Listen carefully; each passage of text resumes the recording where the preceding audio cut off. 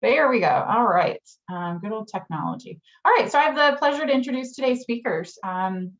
Today's topic's really looking around areas of ACEs and all the great work that these gals are doing in this area. So first of all, I'm going to introduce Nikki Eining.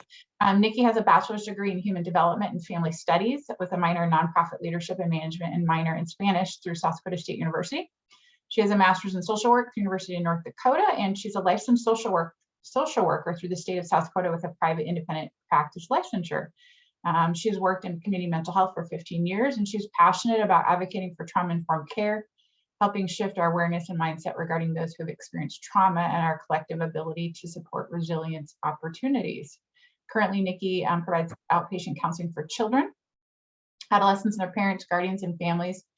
She's also trained and experienced in art therapy activities, SAND tray interventions, trauma-focused CBT, non-medication ADHD interventions, level 1, level 2, and group TheraPlay, and also works with youth and adult anxiety and depression in trauma and neurobiology adaptation and rewiring social and emotional skill training. A lot of great skill sets with that. So that's Nikki, and I am going to introduce our other speaker, Darla Beal. She is joining us today. I'll make sure I get there we go. Darla is the Assistant Director for the Center for the Prevention of Child Maltreatment through the University of South Dakota Health Sciences Center. She's also the HRSA project lead, specific to work they're doing around ACEs and child maltreatment. Darla earned her undergraduate degree in psychology from Bethany College in Lynchburg, Kansas, and has an MA and MFA in English from Iowa State University and Pacific University, respectively, and a certificate in fundraising management from Indiana University. She also earned her certificate in child and adult advocacy studies from University of South Dakota in December of 21. So in her role at the Center for Prevention of Child Maltreatment, she's the project lead for an early childhood comprehensive systems grant from HRSA, and that seeks to increase state capacity and infrastructure to integrate and strengthen maternal and early childhood systems. She's also the CPCM staff contact for the Resilient Communities program. And so with that, I am going to invite whoever is starting first. I'll go ahead and just invite you to share your slides and welcome you both to today's session and look forward to hearing from you all. So thank you. Thank you, Sandra, and thank you everyone for being here. I am going to do the first couple of slides and then I get to turn it over to Nikki today, but we're very happy to be here with you to share about how adverse childhood experiences and ACEs, and specifically how preventing ACEs can help prevent suicide. So as you learned, I'm Darla and Nikki's here with me as well. So I'm going to give you a quick overview of CPCM and an introduction to CPCM. Nikki's going to go through a quick ACEs overview and talk to the correlation in ACE scores to deaths by suicide, and then walk you through a new program that CPCM is using in the state to help states increase their capacity to know about, respond to, and prevent adverse childhood experiences and child maltreatment. And that's called the South Dakota Resilient Communities. So the Center for the Prevention of Child Maltreatment was formed 5 years ago. It's our 5th anniversary. And it grew out of Jolene's Law Task Force, which was there to look at childhood sexual abuse in South Dakota. It resulted in a 10-year strategic plan, out of which came the Center for the Prevention of Child Maltreatment, or CPCM. We're housed within and get administrative support from the School of Health Sciences at University of South Dakota. And we have a strategic plan that really has goals of increasing awareness of adversity and resilience and community responses to and knowledge about childhood sexual and childhood maltreatment and childhood sexual abuse. How do multidisciplinary teams respond to incidents, and how does law respond in ways, as well as just looking at data. How are we sharing data across the state? How are we sharing our language and our common goals? And so we are a service agency looking to come alongside our state partners, state agencies, community partners, to align and lift up the work that they are all doing to keep our children safe in South Dakota. So with that, I think I'm going to turn it over to Nikki, and she's going to lead us through how CPCM and ACEs align. And I should say, I failed to say that CPCM is also the state holder of the license for ACE interface training that's primarily been delivered in South Dakota through our partners, the Children's Home Society. So since 2017, there's been 20,000 individuals in the state trained in ACE interface through the licensure that CPCM holds. So Nikki?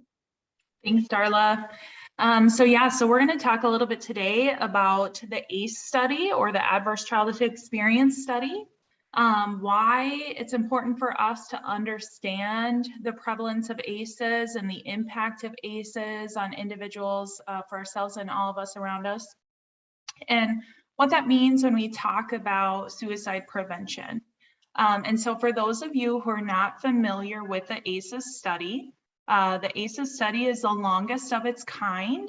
It's a longitudinal study that began in the early 1990s with Dr. Anda and Dr. Felitti. And it really looks at this common history they were finding as they were studying different chronic health components, and they really found themselves curious as they were learning about the prevalence of individuals who they were studying that identified a history of childhood maltreatment, and how that correlated to problems later in life. And so when we talk about, again, the ACEs study today, you'll hear a lot of terms: child maltreatment, ACEs, adverse childhood experiences. Those three terms mean the same thing. They are forms of childhood maltreatment that we'll talk about today. And so when we talk a little bit today, what we want to be mindful of is this awareness that health risks are not random, that they are and can be a direct result of history of trauma and the impacts of adversity.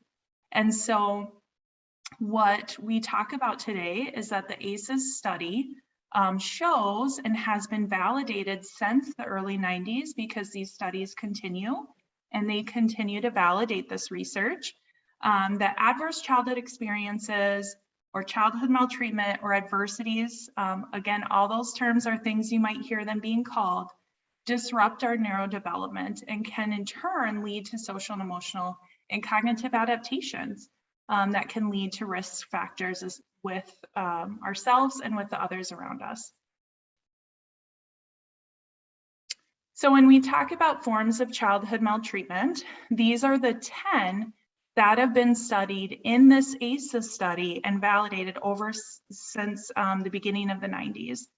We know there's research that shows there are adversities that occur outside of these 10 that we find research validating also leads to some of the impacts we'll talk about today.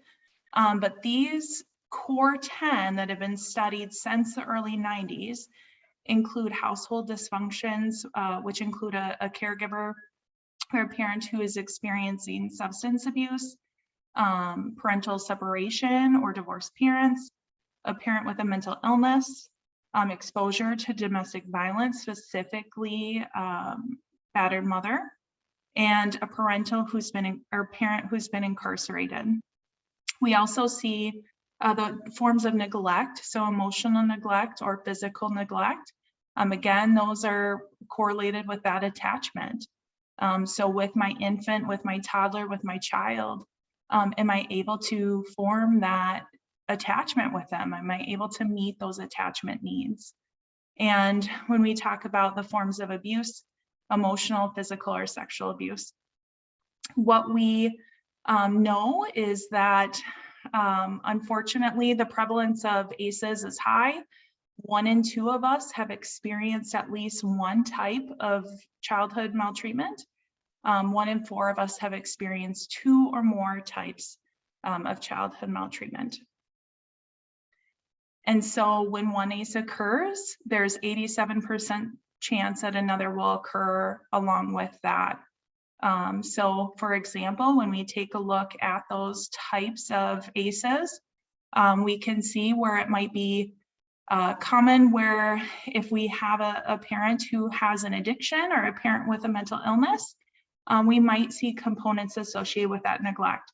So again, we just want to be mindful that it's not just, you know, one occurring solely by itself, that all of us have stories or experiences with our clients or population we work with where we know they've experienced more than one type of childhood maltreatment.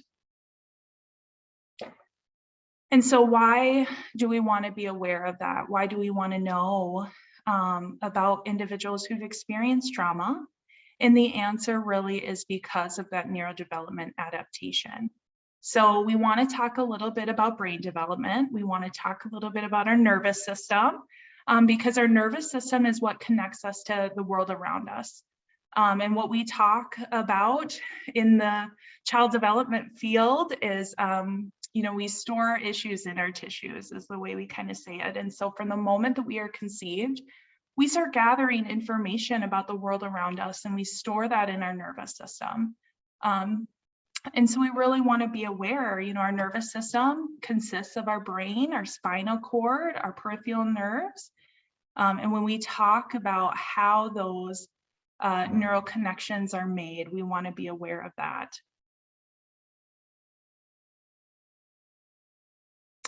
And so when we talk again about those neuron connections, or AKA our brain cells, on the far left, you know, again, we can see at birth, we're starting to intake that information. We're starting to gather information about the connections around us, the world around us. We get that from those adults who we're dependent on and are taking care of us. And so as our wiring occurs, again, in the child development world, what we talk about is what fires together, wires together. And so my experience is what fires those neurons, and that's what gets wired together. And so we create these neural pathways based off of our life experiences of the information we take in our senses. So by elementary age, you can see how we built those neural pathways, how we built those connections. That's how our nervous system sends information to ourself about what's going on around us and trying to just make sense of the complex world around us. And then by puberty, we start to prune what we don't use. So again, that statement of what fires together, wires together, right? So when things are firing, we're hardwiring those things in. And when we don't utilize some of those neural pathways, we start to prune those. Oops. So what we start to see is children who experience danger. Some of those neural pathways develop where they're in that fight, flight, freeze, or fawn response. And so we'll see part of that trauma or that stress response. Both of those statements mean the same thing. So you might hear sometimes a trauma response, or you might hear stress response. And that's our nervous system's response to that information they're taking in their senses. And that fight, flight, freeze, or fawn response is what helps us survive. It's that adaptation our nervous system is creating to help us survive those conditions we're experiencing. Whereas when we experience safe connections, safe relationships, safe environments around us, what fires together, that wires together, is that we can trust people, we can think of possibility. And so we just really want to be mindful. Our nervous system biologically is made to withstand 20 minutes of stress. And so individuals who've experienced trauma, individuals who've experienced multiple traumas or complex traumas, sometimes what we call that, we can see these adaptations where you see on that above curve. And so what that looks like is we want to learn about our amygdala. And so I love to pull up my child development stuff, but we use kind of our fist brain. And so if this is my brain, if my fist is my brain, my front part of my brain, or my frontal cortex, is what helps me make good choices, make good decisions, and what It's what helps me think logically and have critical thinking skills and problem solving skills. And so when that frontal cortex is in the driver's seat, I'm capable of all of those types of skills. When I have that trauma response or that stress response, what happens is my frontal cortex flips, and then my amygdala takes over, my limbic system takes over. And my limbic system is created by my hippocampus and my amygdala. And so the amygdala, the hippocampus are those two regions in the limbic system that help us really try to process information about relationships, process information associated with panic, fear. Again, right, we're taking that information in from our senses and we're making really quick decisions with our limbic system. Well, what happens, again, if we're talking about what fires together, wires together, if I'm taking that information in from my senses, what's going to fire quickly is that I'm in danger, or specific things that might trigger from my senses might tell me I'm in danger, when really I might not be. But that's my adaptation that my nervous system has created to try to help me survive and keep me safe. So we gather information about social cues, language, so tones of voice. Sometimes I'm sure you've heard population individuals that you worked with where maybe they're saying, you know, that person's eyes were really big, or they really raised their voice, and the tone of voice they were using made me feel unsafe. And this is why, is that information is taken into our senses, and our limbic system makes that decision and sends that information out to our nervous system that we're not safe. It regulates our panic and fear responses. So why we want to be aware of these things is because we want to make the shift to, instead of asking, gosh, what was wrong with them? We want to make the shift to, what happened? What did they experience that they're not feeling safe, that they're not feeling okay? Because we have the opportunity to shift our own mindset to be able to come alongside individuals who've experienced trauma and help with rewiring those neural pathways. When we talk about what fires together, wires together, it does not mean that is the end of those neural pathways stories. What that simply means is we have to help create new neural pathways where sensory information is coming in and it's telling our nervous system that we're safe and okay. And so when we talk about that nervous system component, again, is because what the research shows us, what the ACE study shows us, that again and again has been validated, the correlation to childhood maltreatment and chronic health problems, and you'll see how we connect that, or how it correlates with specifically death by suicide or suicidal ideation. The research, the literature, again, over and over shows this connection to experience of trauma, that adaptation of our nervous system, and how that correlates to these later on components associated with health. So we just want to be, again, we want to be aware that we have the opportunity to come alongside individuals who've experienced trauma, and that we can make a big impact when we talk about suicide prevention. And how do we really be mindful of populations we work with? Are we screening for history of trauma? If we are screening for a history of trauma, are we communicating about that screening? For example, when we talk about just this mindfulness of the prevalence of trauma and how it correlates and connects with suicide prevention, there's some research that shows if we, for example, give a screener to an individual and ask about a history of trauma, and that's the first time they share information about trauma, and we don't have a conversation with them about that, some of those beliefs or thoughts about the world can be validated, or new ones can be created about, well, apparently this must not be that big of a deal if they're not going to talk about it. or apparently they must not care if they didn't read, what I wrote down. Maybe they don't believe me that I wrote that down and they didn't address it or talk to me about it today.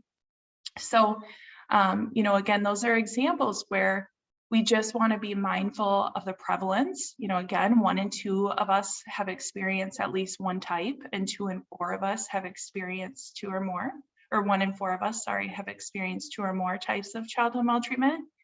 And we want to be really aware that because of that nervous system adaptation, our stress response, our trauma response can be triggered very easily. And our nervous system can be confused sometimes about the environment around us because it just wants to keep us safe.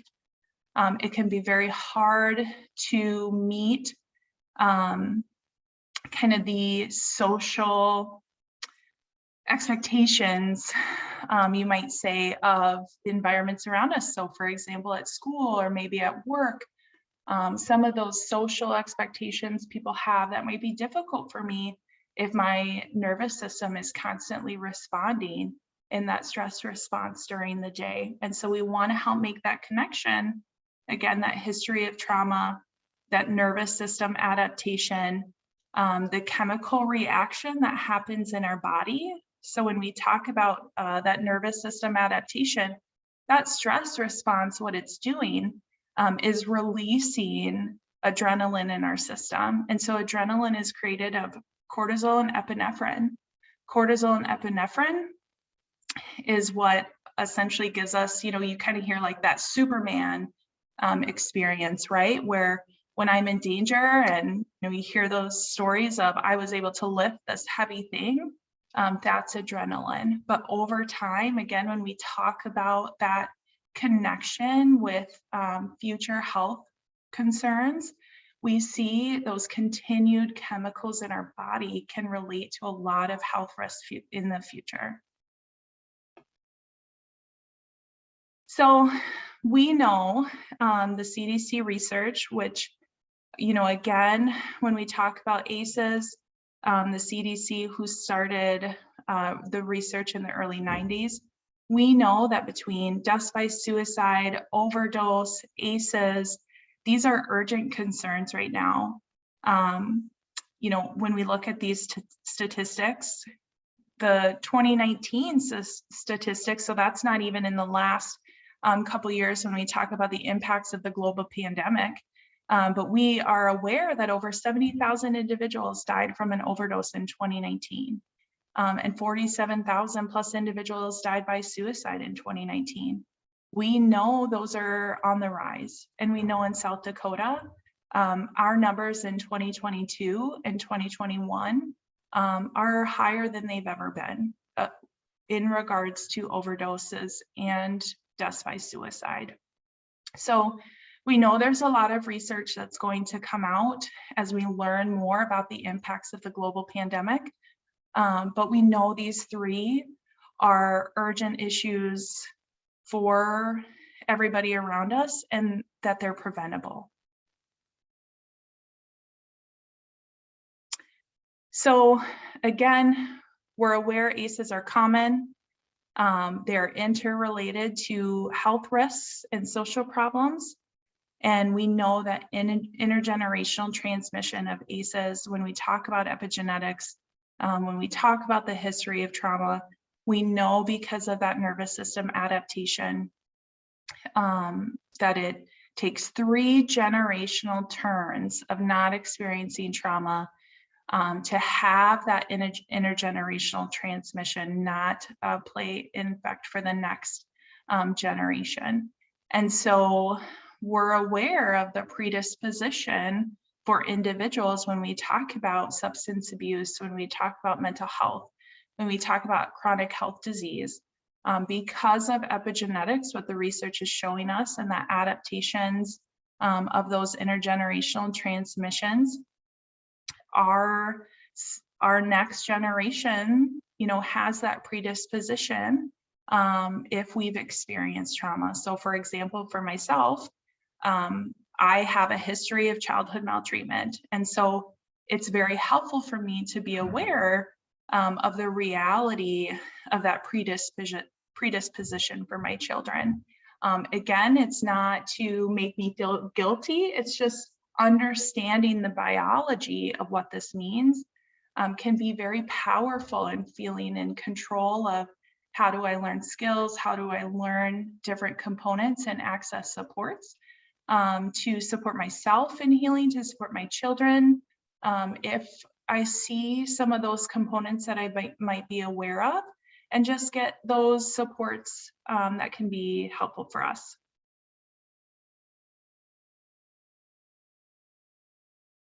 So we have a collective choice. So we've talked about, sensitive periods when we're taking in that information and toxic stress having that effect on our development. But they're just a window of opportunity. We can build resilience opportunities. We can look at the research associated with resilience and help rewire, help build those different neural pathways. We can help build a healthy developing brain as well at any time. And so we just want to be mindful, we want to pay attention, and we want to help all the individuals in our state really, again, shift that it's okay to talk about our experiences, that these secrets that we carry and hide, again, right, we store issues in our tissues. How can we help make it healthy and okay to be honest about those experiences and to learn about the supports available to help us heal? So again, scientific research shows us how we can improve health and safety as we talk about being aware of ACEs and building those services and programs around individuals. And so what those specific things look at, we want to build those core protective systems. So when we talk about building capabilities for individuals, how can we help them have that positive view of self? How can we support them in learning skills, where they're able to also understand about what has happened if we've experienced trauma and what that nervous system adaptation looks like, how I can build emotional intelligence and self-regulation skills so I can support myself and feel in control when a stress response occurs. So I don't feel like those stress responses have control over me. And so we can build those capabilities. We can help people see how important and valuable they are. We also want to build attachment and belonging. And so again, we've talked about sometimes when we've experienced neglect, we see that loneliness, or we hear statements about nobody cares, or it wouldn't matter if I was here. We hear those. And so we want to build a sense of community. We want people to feel they belong. We want people to feel they're capable of meeting all of their capabilities they have. We're protecting individuals' capabilities and supporting them in seeing themselves as important and valuable. And we want to build that sense of community, and we want to build those core components associated with their culture, with their spirituality. We want to build these protective systems and guide positive adaptation. These powerful systems are individual capabilities, attachment, belonging, caring, community, and cultural, faith, community processes. And so we want to be, when we talk about, again, that mindfulness associated with history of trauma and how we can prevent future suicides, we want to be aware of these core protective systems. So again, how do we help build that positive view for that individual? How can we help individuals ask for help when they need it? Because that is hard, especially if there has been a learned behavior or a learned message or belief of nobody will believe me, or I'm not allowed to talk to people about things. I'm not allowed to ask for help. We know there are some of these learned behaviors that, again, we have to try to reframe and we have to try to rewire. We want to help build that positive view. We want to help build that belief that good things happen to me, right? Build that hope. When we hear from individuals that they feel hopeless, that there's no hope. That's definitely where we hear some of that suicidal ideation components. We want to build this belief that good things happen to me. We want to help notice those core gifts of each person that we're interacting with, and we want to help them find those opportunity to use those skills or strengths or gifts. We want to generate that positive view and hope of themselves in that way. When we do this, we know individuals are less likely to be depressed. They're more likely to have positive protective factors like employment, individuals or groups that maybe they're volunteering with or working with, that they're utilizing those strengths or capabilities or gifts with. And we see that self-efficacy building within them. How do we be mindful that those relationships are vital in continuing to build those new positive neural pathways? So when we talk about nurturing, when we talk about attachment, how do we help build this sense of belonging for those who are struggling to believe that they belong, who have maybe been told or modeled or shown for whatever reason that they're not important in people's lives? And how do we help recognize and encourage individuals' unique talents, interests, and strengths? Those caring and consistent relationships provide many positive outcomes for those experiencing trauma. So we talk about mentorship, right? As a mentor, we can provide a lot of that supportive relationship. Or are there mentoring programs that we can help connect them to? And so we can utilize those types of positive relationships to offset toxic stress, and thus, again, helping with those new neural pathways. It can help inspire and encourage youth or adults despite the trauma they're facing, right? So maybe sometimes we hear statements like, I don't have to do it alone. And really trying to believe or build that belief that they don't have to do things alone, and build that belief that they can trust that somebody is there to be alongside them in some of those hard things that they might still be facing. And so that change is up to us, and it's really shaped by our thoughts and our approach when we're working with individuals who've experienced trauma. So how can we be mindful of our conversations? How can we be mindful of the way we relate to others? And how do we remember those core protective factors that really can help build that positive development or, positive adaptations as well? How can we build different opportunities with mentorships or cultural or spiritual communities, or just our community and our neighborhood? How can we have that trauma-informed lens that can help us to be warm, welcoming to the individuals that we work with, so they can begin to trust the world around them? And that's somewhere can start with us. How can we be a reliable, constant, trustworthy person as individuals are working directly with us?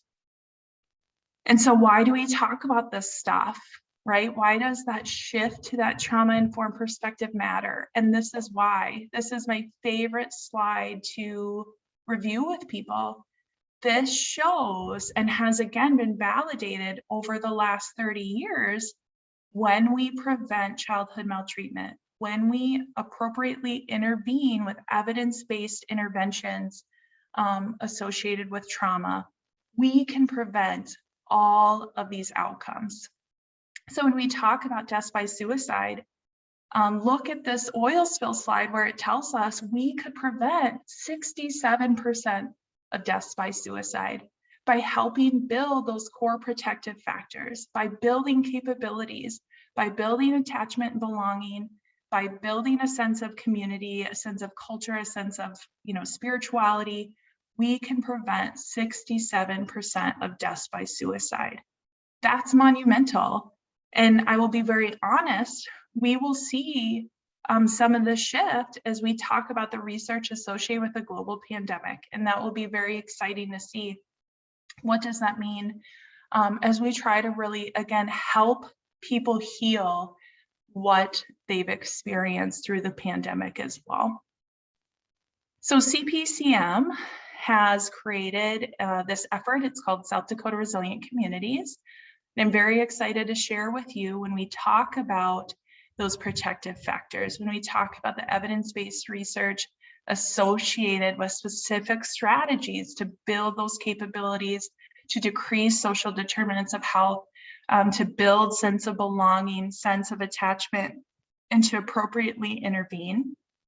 The CDC has this framework that looks at 6 evidence-based strategies along with the approaches that CPCM has said, hey, we know South Dakota children are facing abuse and child maltreatment because it's prevalent everywhere, 1 in 2 of us.